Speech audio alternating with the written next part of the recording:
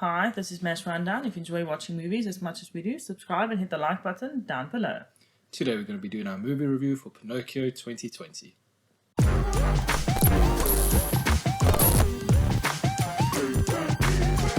So Pinocchio is a 2019 Italian fantasy film written and directed by Matteo Garrone, based on the 1883 book The Adventures of Pinocchio by Italian author Carlo Collodi. It was dubbed for English audiences in 2020, and the film stars child actor Federico Ielapi as the title character, and Roberto Benigni as Geppetto.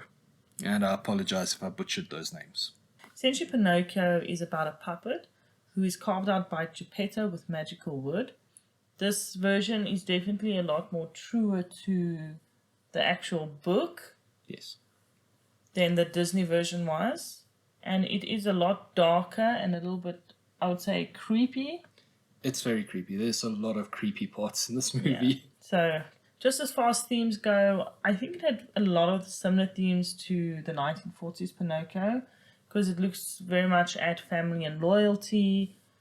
The relationship between Pinocchio and Geppetto in this movie is much better established than in the 1940s version. Yes.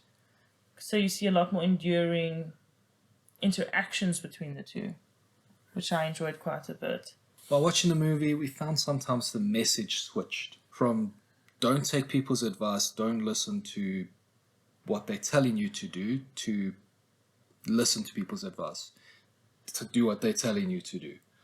Go so far as at one stage the fairy tells him, you mustn't be a puppet, you must go to school and do exactly what you're told. Quite ironic. Yes.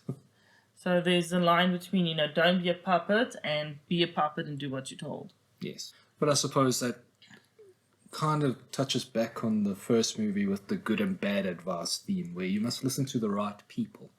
But sometimes knowing who are the right people can be difficult, especially for a child. And I think going with that, we also still see the karma theme. So if you lie and be bad things will happen to you, and if you're good and you listen, you'll become a real boy, you'll get rewarded. And it's interesting in this movie because in the beginning the fox and the cat lie about certain ailments. Yes. And then they come back in the last scene full circle and they've actually been afflicted with these ailments. So It's showing you that, it doesn't pay to lie, it doesn't pay to be bad. I almost think that this movie, because of its creepy nature and it was way more dark, that it is really trying to scare children into being good. Yeah. And I still have a problem with that because I don't think that children should be afraid and terrorized into being good. I think there's much better types of parenting styles that you could employ to encourage children to be good. I don't think children should be controlled with fear. And again, going back to 1940s themes where bravery, self-sacrifice was a big thing for Pinocchio. Again, it's a big thing for Pinocchio, yeah. He has to achieve these virtues, basically, to become a real boy. And I think they did that better in this movie than the 1940s movie, because the end, it showed a lot more of Pinocchio's caring side and his hard work that he put in order to look after Geppetto. Yes, definitely. So that moves us to the good. I think that this was definitely a much more faithful adaptation to the original story, and I like that part quite a lot. And the graphics were very impressive. I mean, they were awesome to look at. Pinocchio was creepy, but he did look like a wooden doll. Even all the other weird characters within, they were terrifying at stages, but very well done. The overall cinematography, there were these beautiful establishing shots. The music that accompanied it worked sometimes. And just overall, it was very well filmed. And I also think that the storyline was way better in this one than the 1940s, because the 1940s version, it felt very much like different chapters, so it was broken up a lot. This one, there was a much smoother storyline. I'm not saying the storyline was perfect, because it wasn't, but it was much better and a lot easier to follow. It flowed way better. So that brings us to the bad. And honestly, I cannot tell you who this movie was made for. It doesn't feel like a kid's movie. It's way too dark. It gets way too intense. There's a lynching in the movie. It doesn't work for kids.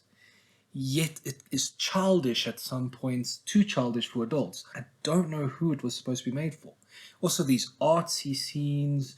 A kid's not going to sit through an artsy scene. A kid's not going to enjoy it and understand, okay, I see what they're doing with the cinematography here. I appreciate it, I understand it. They're going to go, well, what's happening? I want to watch more of the movie. I know that the director wanted to make the movie for both children and adults, but I feel like he missed the mark. I feel like because it is so in between that it is actually suitable for almost neither. Yeah. Because there's serious problems, like you said, with the darkness, with the long shots that actually I think would be really boring for a child, especially because it's a 2-hour long movie. And I think there are like the pranks and some of the other very childish scenes make it too young for adults. Yeah. So I just feel like he missed the mark. And it's sad because if we exclude the fact that we don't know who the movie's for, it was directed very well. Another big issue for me was the dubbed version. I really felt like not only was the dubbing not synced properly, but at times the voice actors overacted. And think of the school teacher in this movie. His voice was so high-pitched and irritating, you could almost not understand what he was saying. Yeah.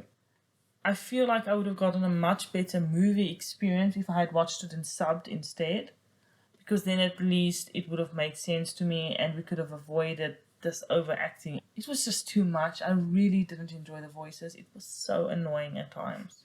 Yes. So I would say if you're going to watch the movie, definitely watch it in the subbed, not the dubbed. It is well worth the extra effort to read it. Which also brings us back to who is this movie for? Because kids aren't going to sit through a subbed movie. They'll want to watch a dubbed movie. And the dubbed's going to, even as a kid, you're going to sit and question, what is going on here? These voices don't sound right. And not all the voices. Some of the voice actors are amazing. But I thought Pinocchio was fun. Yeah, there were a lot that were fun. But there were just some that were so grating. Yes. That I struggled to finish the movie. Also, there was a couple of scenes in the movie. I'm thinking of one in particular where he goes to a monkey judge. That lasts for about 5-6 minutes. That adds nothing to the story. I understand it might have been in the book, but as a director, he should have maybe taken a step back and said, you know what, my movie's over 2 hours long already. Maybe cut out these unnecessary scenes that add literally nothing. Yeah, I think the movie would have flowed better if some of those were cut out. And that was definitely, I think, the worst offender. Definitely. It was just pointless. 100%. And I also wondered what happened to some of the characters, because the cricket was a prominent character in the first part of the movie, but by the second half of the movie, you didn't see him again. And it wasn't like this, oh, I'm not going to do it anymore or something. It was just no longer present, disappeared as if he wasn't there to start off with. And I felt that was strange, but maybe that's a bit biased because Jiminy Cricket plays such a large role in the Disney version that when this cricket here disappeared, I was like, okay. Although I was kind of happy at times because he was really creepy. I must say, when we first saw him, I was very taken aback. I did not expect to be terrified by the conscience. And I'm all for creepy movies. I love creepy movies. It's just that because this movie missed the mark on who it was made for, the creepiness also, I don't know, a lot of it just felt out of place. I couldn't get on board. So that takes us to the ratings. I think I would give it a 4 with the dubbed version. And it would probably got higher, more like a 6, probably, if I'd watched the sub, because that's how much I got annoyed with some of the voices.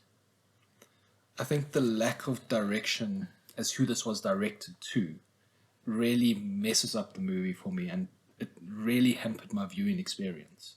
So I can't give it more than a 4 as well. So overall, this movie got a 4 from us. Yeah. And I know it's a lot lower than what some people would like.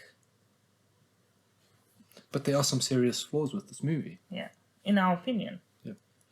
After watching this movie, do you feel excited for the Disney live-action version, or do you feel like this live-action version tainted your view on live-action versions of movies, or actually did such a good job that Disney could never do better? Let us know in the comments down below. Bye. Later.